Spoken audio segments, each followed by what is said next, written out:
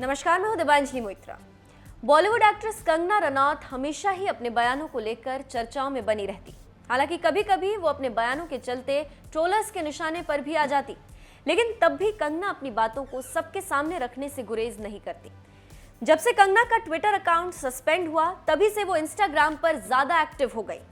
अब लीजिए, बॉलीवुड की इस पंगा गर्ल ने अपनी इंस्टा स्टोरी के जरिए बताया है कि उनका कोरोना टेस्ट नेगेटिव आ चुका है।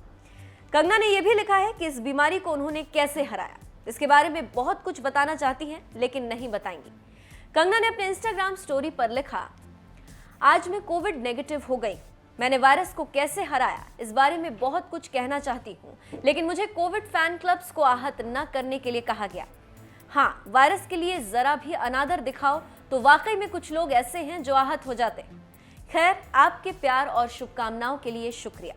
बता दें कि कंगना रनौत ने बीते 8 मई को अपने कोविड पॉजिटिव होने की जानकारी दी थी। उन्होंने ध्यान लगाने वाली मुद्रा में अपनी तस्वीर पोस्ट की थी, साथ में एक मैसेज भी लिखा था। हालांकि इंस्टाग्राम ने कंगना का वो पोस्ट हटा दिया था। कंगना ने अपने पोस्ट में लिखा था, बीते कुछ दिनों से मैं थकान और कमजोरी महसूस कर रही थी और मेरी आंखों में हल्की जलन भी हो रही थी। हिमाचल जाने का सोच रही थी तो कल मैंने अपना टेस्ट कराया और आज इसका रिजल्ट आया। मैं कोविड पॉजिटिव हूँ। मैंने खुद को क्वारंटीन कर लिया। मुझे बिल्कुल भी नहीं पता था कि ये वायरस मेरे शरीर में। अब मुझे पता है, मैं इसे खत्म कर दूंगी। अगर आप डर गए तो ये आपको और डराएगा। आइए इस कोविड-19 को खत्म करें। ये कुछ भी नहीं है, एक मामूली सा फ्लू है। हर हर महादेव। बता दें कि कंगना रनौत ने भी सोनू सूद की तरह एक हफ्ते में ही कोरोना को मात दे दिया। कोरोना काल का कहर आम लोगों के साथ साथ बॉलीवुड स्टार्स पर भी पड़ता दिख रहा है। कई स्टार्स अब तक इसकी चपेट में आ चुके हैं, जिनमें आमिर खान, रणबीर कपूर, आलिया भट्ट, अक्षय कुमार, कार्तिक आर्यन समेत कई स्टार्स के नाम शामिल हैं। बात करें कंगना रनौत की, तो हाल ही में वो अपने एक बयान की वजह से सोशल मीडिया पर काफी ट्रोल हुई थी। बता दें कि कंगना ने हाल ही में अपने इंस्टाग्राम पर एक वीडियो शेयर किया था, जिसमें वो गंगा में बहती लाशों को नाइजीरिया की बता रही थी। चलिए जाते जाते सुनाते हैं आपको ये वीडियो। नमस्ते दोस्तों, आज बहुत सारे त्योहार हैं। ईद मुबारक, अक्षय तृतीया की बहुत शुभकामनाएं, परशुराम जयंती की बहुत शुभकामनाएं। और दोस्तों, हम देख रहे हैं कि दुनिया बहुत सारी चीजों से जूझ रही है, चाहे वो कोरोना हो या देश आपस में लड़ रहे हो। मुझे लगता है कि अच्छे वक्त में संयम नहीं खोना चाहिए और बुरे वक्त में हिम्मत नहीं खोनी चाहिए। तो हमें क्या सीख मिल रही है, हम क्या सीख पा रहे हैं? अब देखिए, इजराइल का एग्जाम्पल ले लीजिए। मात्र कुछ लाख लोग हैं उस देश में, लेकिन हमने जैसे पिछले कई सालों में देखा, अगर 6-7 देश भी एक साथ अटैक कर देते हैं उन पे, सबको एक एक को लोहे के चने चबा देते हैं। वो अब भी जिस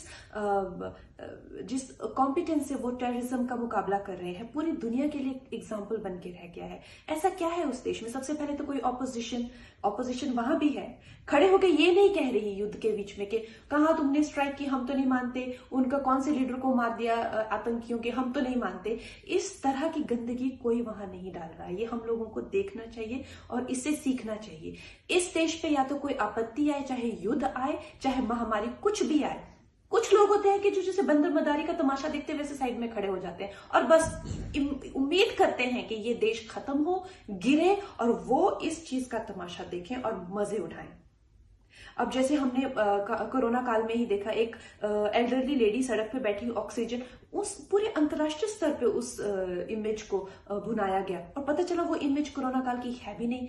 अभी कल पता चला कि एक जो तस्वीरें हैं जहां गंगा में लाशें तैर रही हैं वो वायरल हो रही हैं, लेकिन वो पता चल रहा है तस्वीरें नाइजीरिया की है। ये सब यहाँ के लोग, हमारी पीठ में छुरा, यहाँ के, वो किसी जाति या धर्म विशेष के नहीं है। वो कैरेक्टर हर जगह पाए जाते हैं। तो क्यों हम भारतीयों में घुसपैठियों को मिलाकर ऑलमोस्ट 150 करोड़ हो चुके हैं, फिर भी बहुत कम लोग काम किए? ऐसा क्यों है?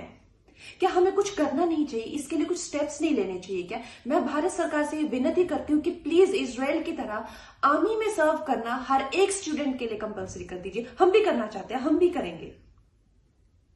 और सबसे बड़ी बात तो है, जिन जिन किताबों में, जिस जिस धर्म की किताबों में ऐसा लिखा हुआ है कि उस धर्म के ही लोग तुम्हारे अपने हैं, वही इंसान है, बाकी गाजर मूलियां हैं, उसको निकालिए उन किताबों में से।